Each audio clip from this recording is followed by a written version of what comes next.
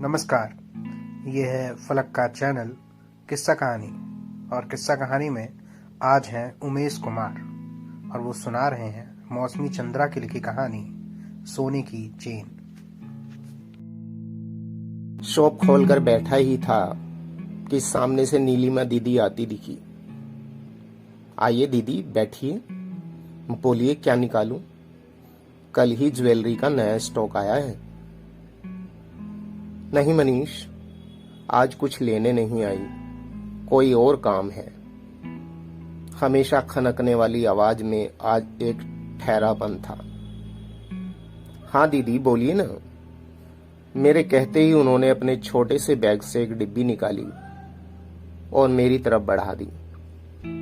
मैंने खोलकर देखा, सोने की पतली सी चैन। साइज देखकर लग रहा था किसी बच्चे की है। इसे बेचना है, मेरे कुछ पूछने से पहले ही उन्होंने कहा। कुछ लेना है इसके बदले क्या दीदी? नीलिमा दीदी मेरी पुरानी कस्टमर थी। उनके घर की हर ज्वेलरी मेरी ही दुकान से जाती थी। नहीं, कुछ लेना नहीं है, दरअसल मुझे पैसे की जरूरत है, उन्होंने सकुचाते हुए कहा। मुझे आश्चर्य हुआ। उनके पति बैंक में मैनेजर थे, भरा पूरा परिवार। फिर ऐसी क्या जरूरत आ पड़ी जो चैन बेचनी पड़ रही है, और वो भी ऐसी चैन जो मुश्किल से 3-4 ग्राम की थी। काट कूट कर बहुत से बहुत 20,000। कोई परेशानी है क्या दीदी? अगर आप चाहो तो मुझसे ले लीजिए, जब आए तो लौटा दीजिएगा। मेरे बोलते ही उनकी आंखों से मोती छल छला गए।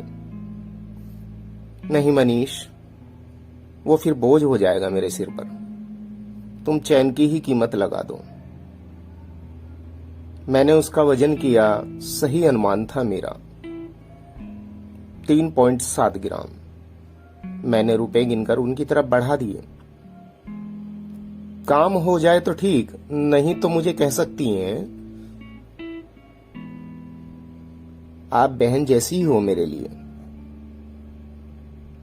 वे भाव विहेल हो गई, उठते उठते रुक गई, मुझसे बोली, जानते हो मनीष, ये पैसे मुझे खुद के लिए नहीं चाहिए, अपनी माँ को देने। माँ करीब 15 दिन से बीमार है। पापा की सारी पेंशन, डॉक्टर टेस्ट, दवाइयों में चली गई। फल दूध तो छोड़ो, अभी तो सादे खाने पर भी आफत है। इनसे बात की तो 100 तरह के खर्चे गिनवाने लगे। अगर मदद कर भी देंगे तो महीनों उलाहना देते रहेंगे, इसलिए इस बार इनसे नहीं बोली।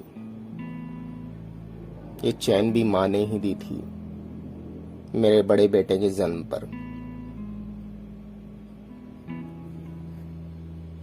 वो भी पापा से छुपाकर। मेरा पहला बच्चा मायके में ही हुआ था। सारा खर्च पापा ने उठाया था, तो चैन देने के लिए वो तैयार नहीं थे। तब माँ ने चुपके से बनवा दी थी, जिससे ससुराल में मेरी इज्जत बनी रहे। अजीब है ना, हम औरतें पूरी जिंदगी पैबंद लगाने में गुजार देती हैं। रिश्ते कहीं से भी उगड़े नहीं, बस इसी कोशिश में लगी रहती हैं। हमारा अंतर्मन झांकने वाला कोई नहीं होता। मायके ससुराल के 2 पाटन में खुद का अस्तित्व भूल जाती हैं हम। चैन का क्या है, दूसरी बन जाएगी, पर माँ रहनी चाहिए। माँ से मायका है मनीष।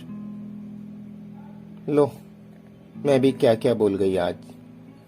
चलो निकलती हूं, तुम्हारा धन्यवाद, कहकर नीलिमा दीदी ने आंचल से अपना चेहरा पोंछा और चली गई। मैं उन्हें जाते हुए देखता रहा।